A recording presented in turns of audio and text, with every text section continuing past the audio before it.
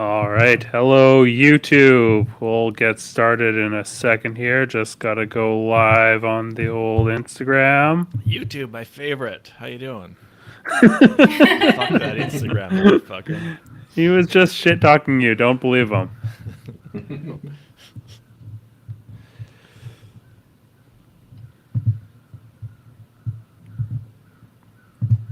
Save the words for Instagram. Where it really can. Silence for I'm just YouTube. kidding, YouTube. We love Yeah. you.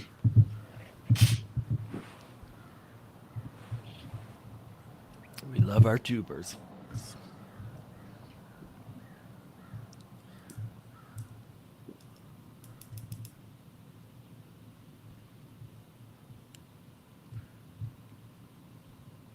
All right. Here we go. We're back.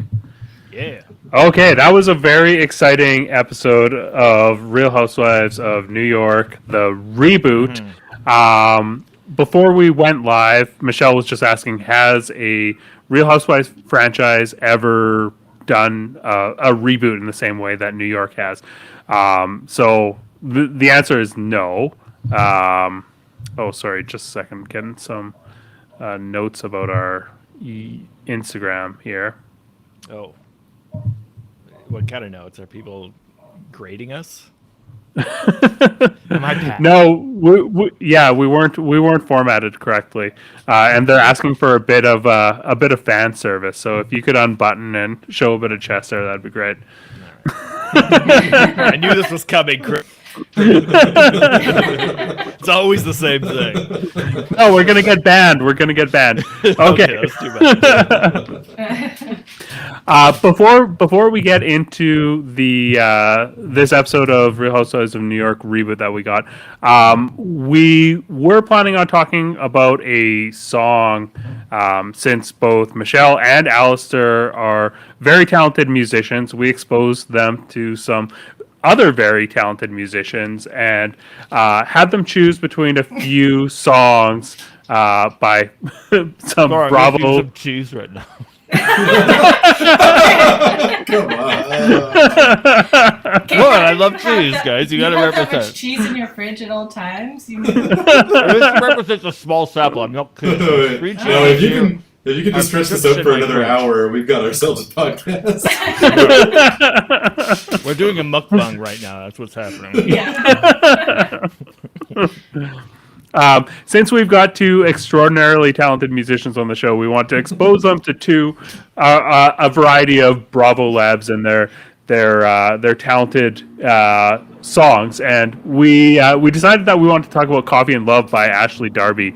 Dylan, you were really advocating for this one in the chat when we were going to talk about it. What was motivating you to choose to rally behind this flag? Because it rules. Whenever I hear the critics, all those judgment Judys and bitter Bettys out there, it just solidifies my love for the song all that much more. I think probably my favorite thing about "Coffee and Love" is the repeated use of the line, "Here's to the love, those were Juliet's last words." Yeah. I really love that. Go on. Yeah, no, it's just funny because that's obviously not that. That's not that wasn't her last words. Her last words were about fucking killing herself. So it's just really funny to rewrite Shakespeare with something really bland. Okay. Yeah, So I thought it was Julian's last words, and it was like a character in one of the shows. No, he's. Oh, that changes everything. It changes everything. See, I thought this song Yeah, who harbored did you think he was talking about? dark secret, and I wanted The to lead know singer of the who Strokes. Julian was and why he was murdered. That throws all my theories in the water. I have nothing. Just to be clear, oh happy dagger, this is thy sheath. There rest and let me die. That's it. It's I'm dead. I'm dying. I'm killing myself, which is really different from just being like, I love love. Do it for the love. Hashtag couple goals. Those were Julian's last words. That's what makes you mad about this song? I think you're still No, it doesn't wrong. make I me think mad. they're talking about It delights Julian. it delights me because I think it's like really bold to just intentionally blandly misquote one of the most famous works of literature because everybody knows that that's not true. So Yeah. it's really cool and ballsy to do that. That'd be like if you're singing a song and you're like, "Oh, can't wait to get on the boat." Those were Ishmael's first words. Like, no, we know that's not what they were.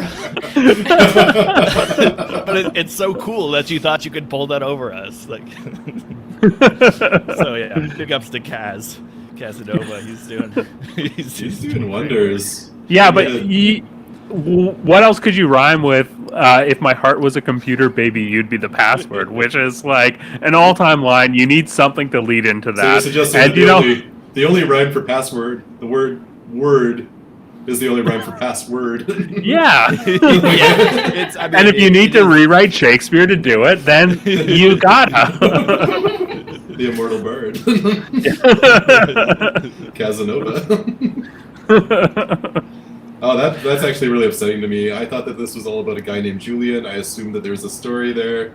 I thought I mean, there maybe is he a was, story there. He was murdered. Yeah. It's kind of a thing. You know, this whole man, changes it all. I'm disappointed. It's better to have the mystery, I guess. So, Alistair, you were actually the tie-breaking vote on ultimately selecting this song. What was your criteria for that? The death Strictly, threats that I sent him. yeah, I mean, the fact that I see this on the surface as a love song, a simple love song, but deep down it's a murder ballad. And like, I mean, now that I know it's about somebody else, it's about Juliet, it changes everything. But in the time, I thought it was about Julian, and like maybe like these two people had murdered him.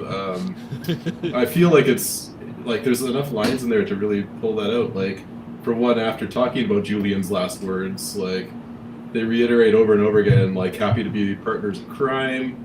A judge makes an entrance. Yeah, there's judge makes an entrance. That's true. Judge Judy. Yeah. See, that's the other. So there's also this strange like identity crisis where like who is Casanova in all this? Because like she refers to him a few times as like she describes him having blue eyes. He clearly doesn't.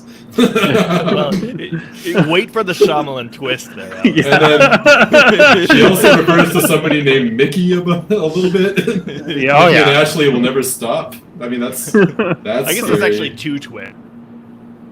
Yeah, there's no heaven to discover for them. Why- That's dark. To me, I think they're maybe one and the same person, like Casanova and Ashley, two sides of the same coin, and like Casanova's the murderous intent there, and Ashley is The Joker to her Batman. yeah, exactly, Yeah. and they live within the same existence. So You're getting close. You're getting Yeah. warmer. Yeah, I would like to welcome all of the followers of CasGod now, because his password was really easy to figure out for Instagram, and we're going live on his account now too. So.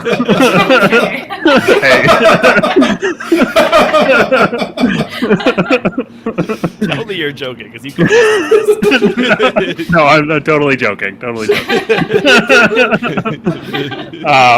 I mean, he's got like a few hundred followers on Instagram. It's not a big deal. Yeah, no. So okay, so Casanova is actually Ashley Darby's brother, which. Which complicates That's way weirder. Okay, so how do you feel about all those forbidden love kind of verses that are in there? Well, now that they're projected at her sibling. Yeah, no, I really wish that it was Michael Darby or Mickey Darby that was doing the rap verses, because I think that would make for an especially funny music video. Sadly, that is not the case. Which isn't to say that Mickey Darby doesn't show up in the video. Yeah, He does turn up near the end. He's the guy you see at the bar. who turns around and gets all excited and lit up, and his baby blues just shine. Presumably because he just noticed the cameraman's ass.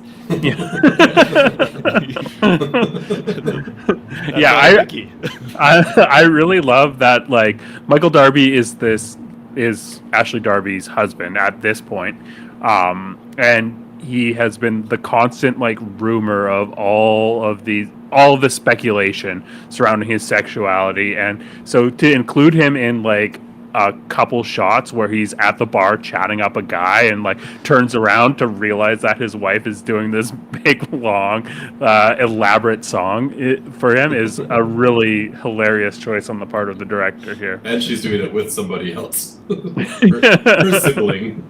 Yeah. Oy. One of my favorite parts of the video is that she mouths all the words that Casanova sings. Yeah, that's like half the video. Like half the video is her lip syncing to Casanova's lyrics. Furthers my point that they're one and the same person. I think they just needed more B-roll. Two consciousnesses in one body. Should have got some footage of dogs running around. That's what they usually do on the shows. Something else, at least. Also, there was like a surprising lack of other cast members on this, and you know what, I feel like that just speaks to how great of a housewife she is. Like, she was able to just go in, do this flying solo, didn't need any support from her cast, aside from Charisse is on there, and that's like the only person that we see from the Potomac cast. Really respect Ashley Darby's hustle here. Yeah, usually it's an opportunity they take to cram as many castmates in the show into the video as they can to get more traction. Yeah. But whether because she couldn't or she didn't want to, who cares? She's flying solo. It's interesting to me, like, do these songs, like, because you sent us a bunch of these things, and so there are a bunch of them out there, and is this just something that they all do by default? Is this part of the show? Is this like, or is it they don't all do them. There's like just the greats do them, honestly. Just the best to play the game, get a song. But no, they do like it. It usually takes like a variety of different. It varies in terms of how serious they're taking it. Like, there's a big storyline on Real Housewives of Atlanta this season where Drew is pursuing a music career, and she's taking it very seriously, or somewhat seriously. I don't know. She's using it in the same way that like some people use a baby to fix a marriage. That's what she's doing with her music career on Atlanta right now. But we see like someone like Candace is really like trying hard to do it. Candace on Real Housewives of Potomac is like trying hard, and like she's got some tracks that I think are probably like you can take them a bit more seriously. I don't know if they're necessarily better than Coffee and Love. I think it's hard to be better than Coffee and Love.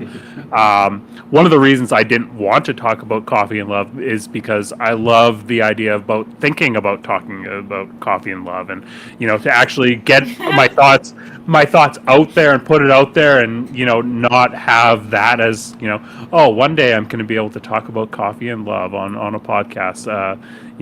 I feel like it's taking something away from me. Yeah, sometimes just gesturing towards your greatest musical influences has more power than actually digging into it. Like, thank God for ZZ Top. Yeah. Is there any explanation in the mythos for this? And like that's thrown in. So like it's so like I don't know any of these characters. I don't know any of their backstories. I don't think ZZ Top's a character. Not yet. It's just so jarring to hear that in a song that's not about ZZ Top at all, or like doesn't sound like it's inspired by ZZ Top. Well, the lyric is "Give me all your lovin', thank God for ZZ Top." Yeah. Okay. Mickey Darby and Ashley will never stop. I mean, spoiler alert. They stopped. That's. So I want I feel like I need to come clean and say that like there are no lyrics for this on the internet. I sat down and transcribed them. You That's why did we thought God's it was work. Julian and not Juliet. Yeah, so I Yeah. got a lot of wrong words probably, but one of my favorites is in that same verse. There's a line that's catch your vibe, and then just some words that I couldn't figure out. I don't think anybody can. Followed by the words, hope it's understandable. That hope is misplaced. That it's only me and you. We ready to set it off. Yeah, Anyway. I noticed even like the automatic like YouTube subtitle generator was turned off for that video. Yeah. Like, they do not want, the man does not want you to know the lyrics to Coffee and Love. They are hiding something. There's definitely a dark truth. The YouTube Yeah. generators do wacky things too, though, right? That's true. So does Casanova. So I did a little bit of research going into this, like trying to figure out, what the ZZ Top line was, because I actually thought that ZZ Top was Australian for some reason, and Mickey Darby is also Australian. And I thought that was kind of the connection. No, they connection. used to be the East Coast Zombies. Yeah. So I was obviously wrong about that. They're from Australia Houston has or something. Multiple coasts, my friend. No, they don't. It's just an idea. Australia's just a concept, man. Yeah. Have you ever been there? It doesn't exist. Nobody It's not has. a continent. Concept. Okay, so we've got to take a quick break, and we'll be right back to talk about Real Housewives of New York. Feels like my continent joke. Why are we taking a break? Because it says that recording has stopped. Oh. Interesting. Not for me, it didn't. So do you think we're live right now? For real, though? I hope so. I really hope so too. I Yeah. literally cannot believe that he says Juliet in that song. I'm gonna listen to it again. 'Cause I don't believe it. Oh. Okay, it says we're back. So, What'd you miss? any final thoughts about Coffee and Love? What's an origami smile? No. What is that? What does that mean? It sounds horrifying. I thought I wrote that wrong in the word transcription. What did you think? like Jigsaw, like from Yeah, exactly. Or like something like a Takashi Miike movie. What does that look like? It sounds horrible. No, it's like your aura's got me smiling, I think is the line. Is that what he says? Yeah. But there's also Oh shit! Uh, I had nightmarish imagery in my head. well, it follows there's no heaven to discover. You want to know how I got this origami smile? Do you think there's a heaven waiting for you? There isn't. It's kind of dark. All right, that's it. That's enough of that. Enough Yeah, of well, other than that, yeah, it's a pretty magical song.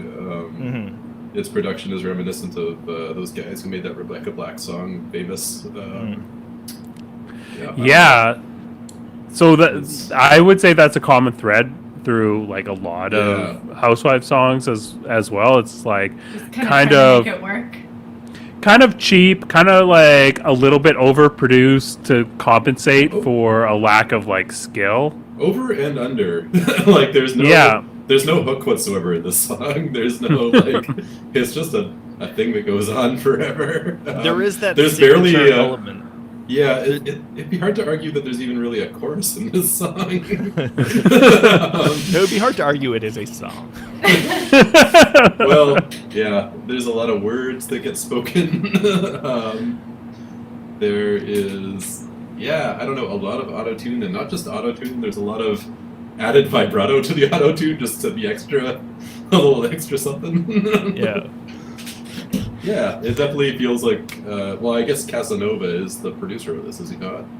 I think that's my understanding. I think so. I'm not entirely sure. I also really love that the beats have a like a watermark on them at the beginning of the song. Like when you listen to it, it's got like one of those watermarks is like so and so beats. Like it's downloaded off of like like a stock library. That makes sense. That is amazing. I didn't catch that, but I mean, it absolutely makes sense. This is 6 years old? Yeah. Okay. Yeah, that's all I have to say about that. I don't want to be the mean guy on the internet. I don't want to be the only person who doesn't love Coffee and Love. Okay, let's get into the Real Housewives of New York. Enough. Yeah. Enough edging. This I thought that this was a very good first episode.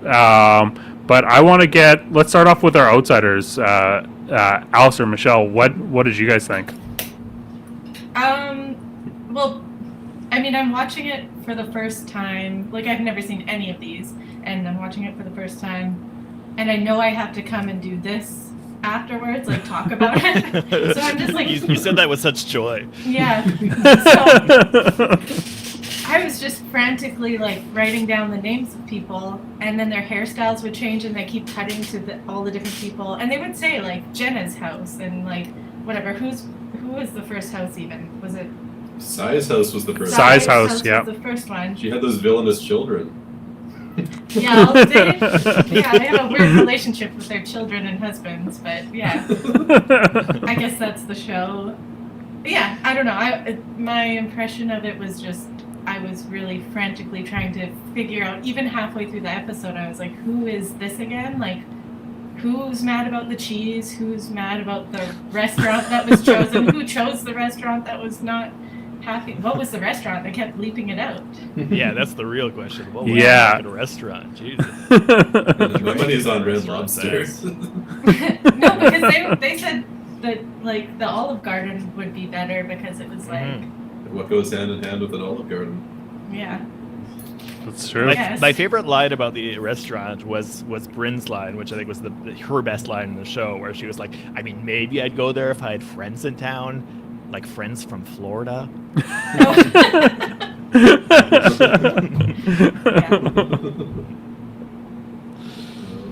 Yeah, I'm sure some sleuths are on the internet are gonna figure out what the restaurant is. It's not gonna remain redacted for long, sure, I assume. Yeah, if any of our followers have a true crime podcast and want to do some investigative journalism, send us a DM. We need to get to the bottom of this. Yeah, so what were your impressions of the format then? Was this what you were thinking in terms of what a Housewives show was going to be like? Yeah? Yeah.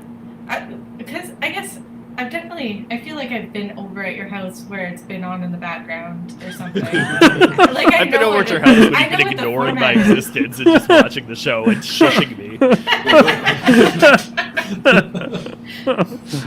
Pretty much, and that's why I don't come over anymore. Yeah. No, but that's what I expected. One thing I didn't expect, I know the whole episode kind of led up to the fight in the living room or whatever, where everyone, the music got quiet and everything was very uncomfortable, and I was like, oh, they're really fighting right now, and I guess that it just came out of nowhere for me, and that was unexpected, but I feel like they were telegraphing that fight from the very start. They were, but when it actually happened, I was a little bit like, oh, I don't like seeing real fights, and it was jarring, and I don't like it. I did very much enjoy the cutaways to the shifty cook. Yeah. Yes, that was great. It was a true hero. This fucking chef who looks like a UFC fighter. Well, they put Popeye the dog next to him, I feel like intentionally. Yeah, it's I quite enjoyed how the real villains in the show all seem to be family members, like little children, or sometimes parents who didn't clean good.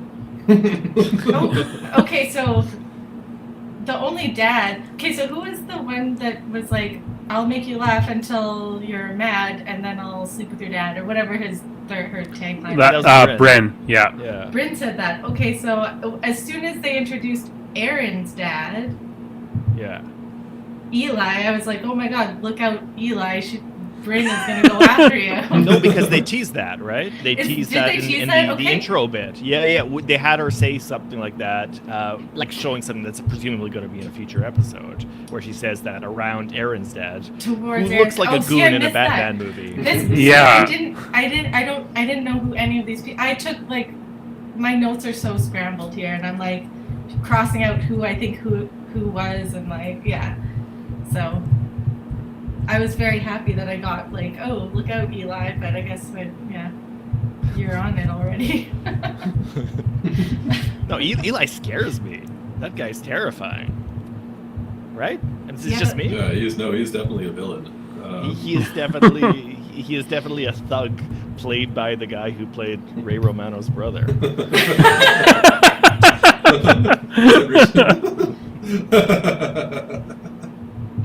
Oh man, yeah.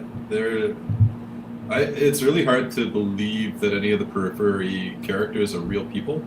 Like, who's the other husband? Let me look at my notes here. Pavit? No, he seemed. Is that Well, his yeah, name? no, yeah.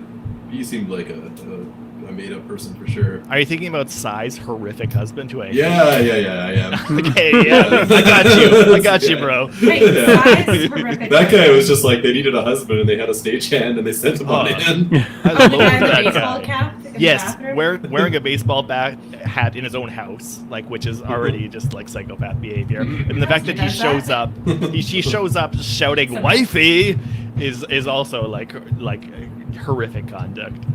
Fuck that guy. Yeah, wasn't there like, I didn't know if you were home or something like that? Yeah. Oh, yeah, I guess I missed something, but he was like, oh, can I come into the washroom or whatever? And she was like, yeah, this is your house. And he was like, well, I didn't know He was what like, you were doing. I don't know what you're doing. I don't know what. See, I thought that was just reasonable, like, respecting her space. But I was I- already lost on him by that point, so I And he was the also, most like- negative way possible. laughing at her jokes, I don't know, maybe I missed something. That's also like a direct line from Real Housewives of Beverly Hills that we saw like 2 seasons ago in the conflict between like Crystal and Sutton. She's like, I don't know what you're doing in there, and it got blown out of proportion because of the implication about what she might be doing in there. So I liked seeing this little callback, but yeah, this Okay, I so- mean this guy. It was a callback. Like, agree then. or disagree, this guy sucks, Greg. No, I agree. This guy sucks. Yeah. Thank you. That's all I want from this show. All right, have a good night, everybody.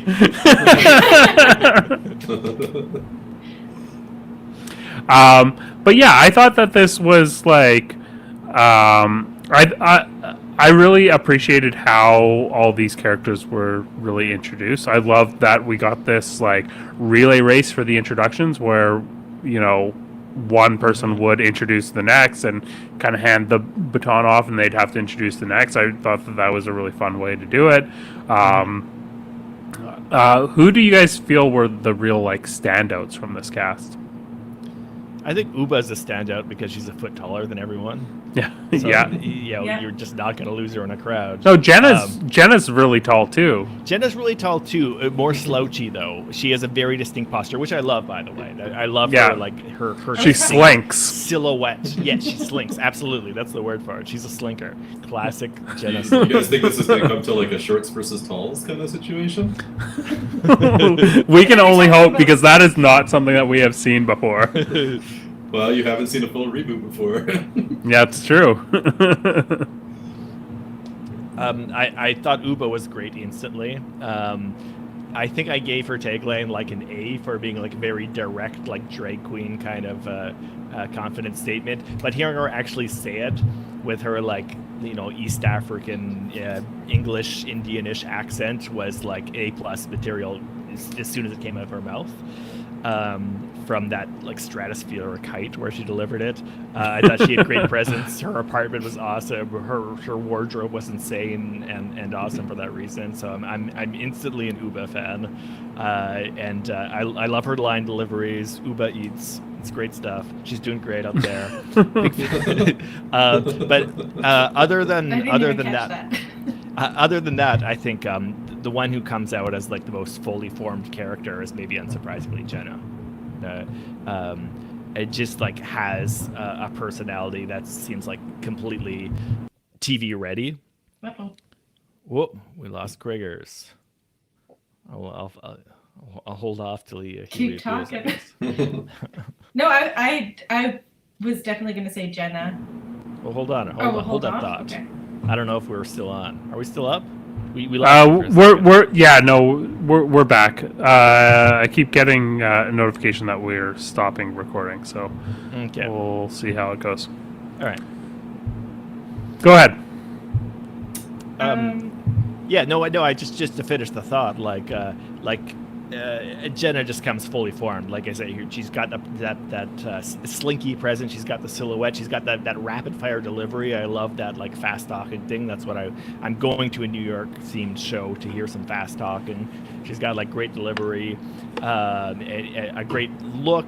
I called her earlier like an Obama era mini celebrity. She's not beating those raps by like showing up in a trucker hat and literally talking about dressing Michelle Obama. Yeah. But like, Yeah. but that's like, she's showing that she's been a public figure for a while, which these other girls are like rookies that are coming out of the OHL and entering the league at 18 years old, and she's like somebody who's been in the KHL for 8 years right now and is coming in as like a fully formed star. So I think she's like already ready to go. She's hitting the ground running, and she's got a leg up on everybody else.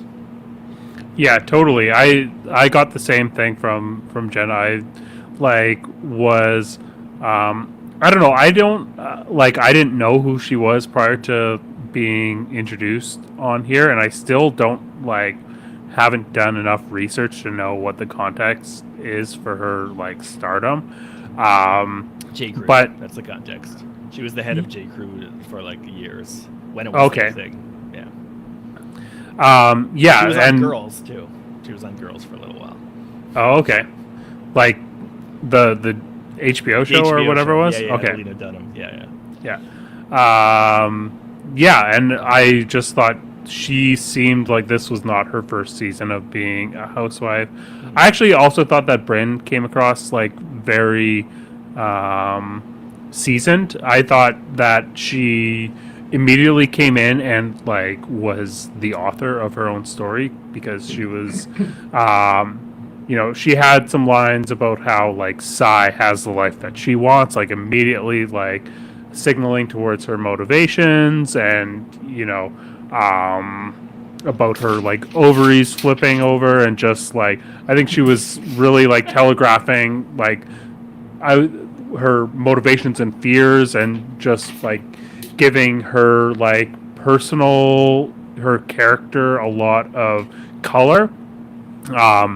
And there's a couple ways that you can kind of read that sort of thing, and in some cases you can think of that as if someone is not able to bring it within a group social context, and not able to bring the drama or conflict or whatever, they might rest on some personal story that they can ride. But Brynn was both putting out this personal side and giving these motivations and fleshing out her character, but also she definitely brought it in terms of the social game of it all in the first episode, because she was at the heart of all the drama. Everyone was talking about her and calling her a shitster, and all the conflict kind of revolved around her, and then she was able to make up with Aaron and kind of form an immediate alliance that seemed almost unbreakable. They seemed to have this friendship by the end of the episode that was so strong and seemed almost impenetrable, when that is not what you would have thought at the beginning of the episode, given all of the context. So I don't know, it felt like a really mature outing from her as well. It's funny because that alliance happened in the last 2 minutes of the episode. It's I'm gonna go back there and beat her up and really hate her, and then 2 minutes later they're best friends. Well, and prior to that too, Erin had said that she was turned off to Brynn, which is the the harshest thing you can say to the one that is defined as the horny character. It's way meaner. Yeah, I definitely like Bryn's like Bridget Bardot vibe that she's going for. I do think that her like attempts to define her personality were like very like cheesy and obvious at first, but you kind of got to do that I think in the first episode, right? You've got to go for broad strokes at first and then let the shading happen later on. Okay, but yeah, like more cheesy and obvious than anyone else on this. Like who brought more? The only one who came off as polished, like I said, is Jenna. The rest came off. They all came off as cheesy and obvious. But I don't hold that against them because it's the first episode. That's what they got to do. They've got to make mission statements. They've got to say this is who I am in two lame sentences. That's what you got to do. It's part of it. Like the whole like cheese conflict too. I thought was like really forced and lame, but the first conflict that you're going to bring up in the first episode with a whole new cast is going to be forced because you got to fake it till you make it. You've got to force it through before it happens.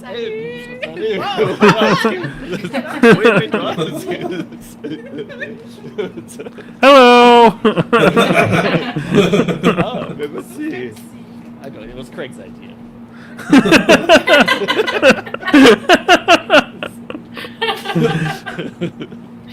Anything can happen when you're live, right? It's New York, baby. Craig's idea to go live. Yeah. Well, I was strongly encouraging it. I wanted to live stream it. I wanted a whole episode where it's just eating cheese while the episode plays in the background.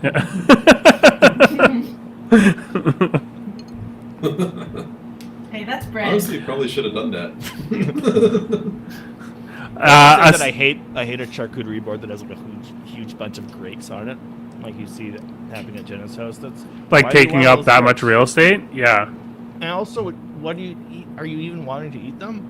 Maybe when they're dried out and they're jammy. That's the thing. There's a word for that. I'm forgetting it. But fresh grapes. That's no good with cheese. It's not a bad idea. Alistair, Michelle, do you have any other highlights from this episode? Anything that stands out to you? I really liked that it was a Halloween episode. It was a secret Halloween episode. Yeah, secret Halloween episode. I missed that. That was my favorite part because they kept showing the skeleton with the weird eyes in front of, I don't even remember whose house. The first house. Yeah, spooky. I think that was Aaron. Aaron's? I don't know. No, the first I had to name someone. I panicked. No, the first house was Star's house. Anyways, there was a skeleton before, and I was like, okay, this has to mean something. Because I was just like, I need to write everything I see down, and I was all frantic. And then they kept showing the skeleton, and then when they went to other people's houses, they stopped showing it, and I was like, okay, they want to tell us something about the skeleton. Where's the skeleton? And then they showed a bunch of bushes with like those fake cobwebs on them, and I was like, oh no, this is just a Halloween episode. This is good. Yeah. That's interesting that you bring that up because like when I think about, seasonal Real Housewives of like whatever, New York has had a lot of like Christmas episodes. I feel like when I think about, Real Housewives of New York, I think about like the Berkshires trip with like these strong like Christmas episodes. I had mentioned on previous podcasts that the Berkshires episodes of like season 8 of Real Housewives of New York are some of my favorites, and I watch them as like a Christmas special every year.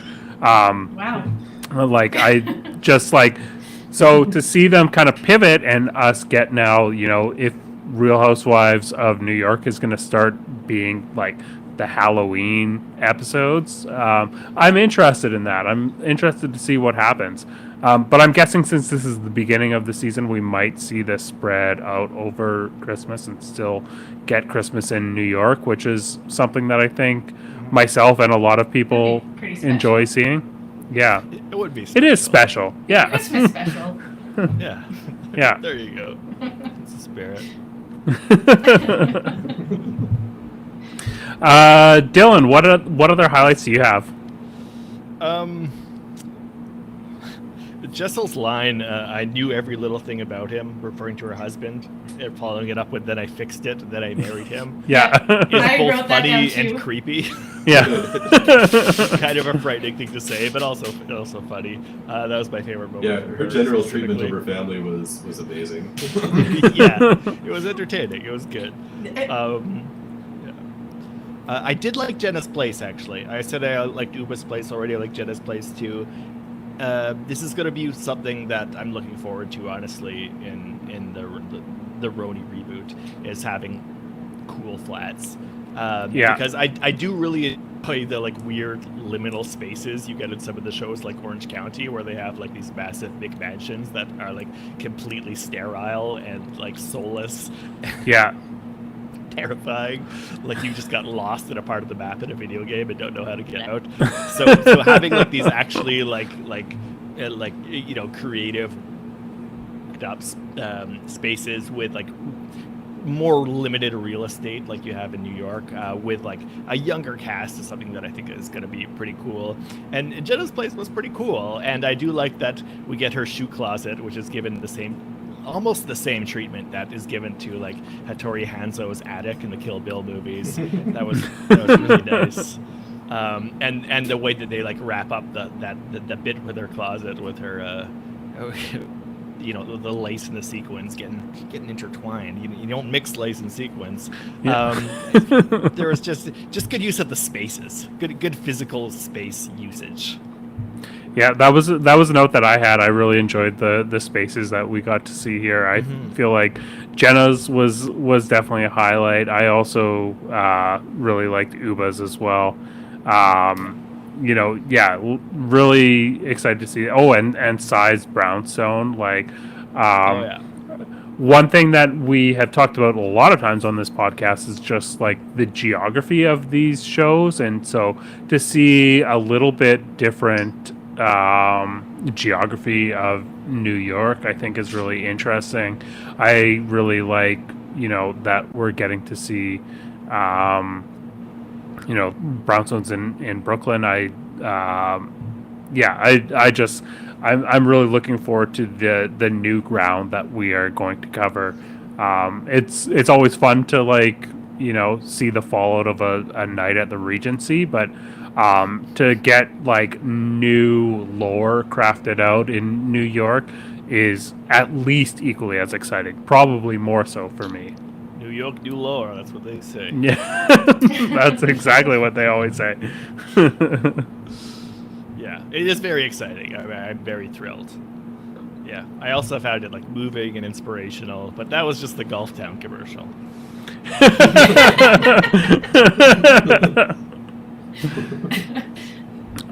Who are your standout housewives, Dylan? Who are you looking forward to seeing more from? Oh, I think I already underlined both Uba and Jenna as being ones that are really exciting to me. So I'll stick with those two as the ones I've got the eye. I think like Jenna is the least surprising pick in the gang. But like was really impressed with the kind of presence that she put out, and Uba has a ton of potential for me. For the other ones, I'm in wait and see mode for now. One episode's too early to start passing judgments on them, but they haven't really stood up for me just yet. We'll see what happens. Yeah, how about you guys, Alistair, Michelle? Big time Popeye fan. Hoping to see more Popeye. Oh, the dog. I'm sure we will. I'm personally not planning on watching any more You of got these. Fed So. There's the Michelle seal of approval. Yeah. Yeah, I think you got some of my picks there, Dylan. Uba was someone that I hadn't initially like picked as someone that I, you know, was super stoked to see, but I thought every time that she was on screen, she brought it. It was exciting. So yeah, I'm excited to see her. Jenna, not a surprising pick. I, you know, had kind of figured that she was going to be exciting to see.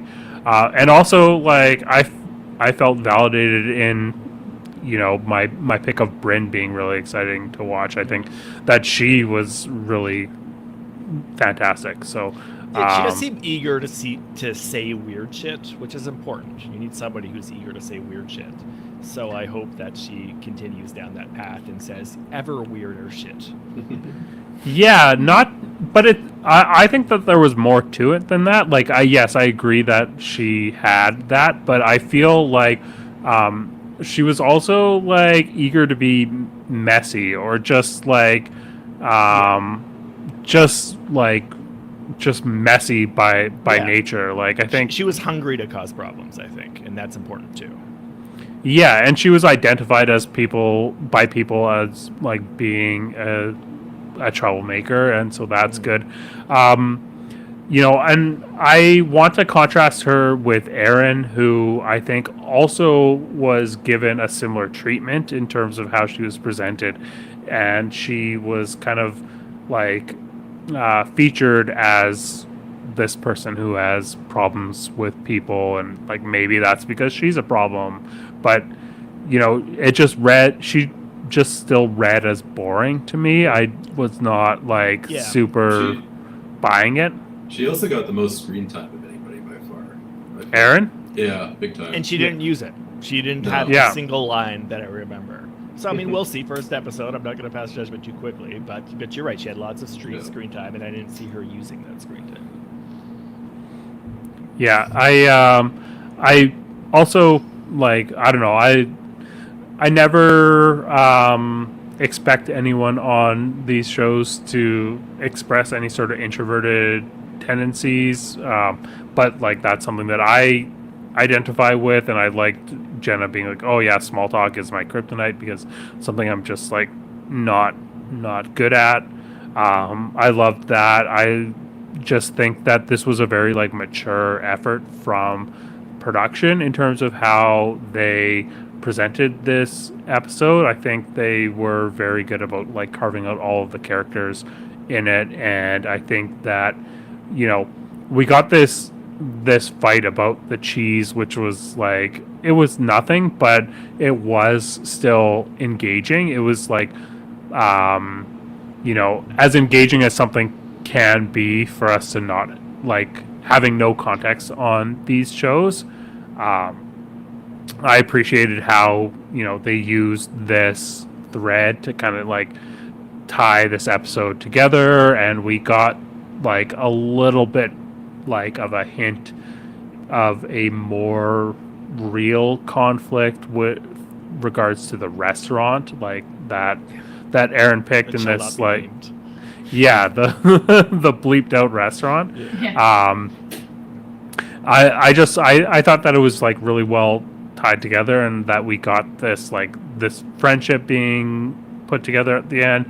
I thought the gag of pretending that they were still fighting and coming out in Jenna's clothes was really like, it was funny, and also it was really like effective in terms of just like having something that is going to be a peeve to another housewife. Like, that's obviously going to get under her skin. They had to have known that, or have been like too messy to care. So I thought altogether it was really good. It was not as not as floundering as some of the like premieres that you can see from a new series. Like, I feel like Real Housewives of Salt Lake City took a little while to kind of get where it was. Real Housewives of Dallas, especially, the first season, in my opinion, was a bit of a write-off before it found its legs. But this, it felt like it really hit the ground running to me. There's lots to build off. There's lots of potential there. I think I've covered pretty much everything that I've got. Alistair, Michelle, do you guys have any final thoughts? How would you, Dylan? I think I've pretty much covered what I got so far. Yeah. I remember most of their names. The most important part. Yeah. And you've set your PVR, Michelle? Well, now that we have access to your Prime account.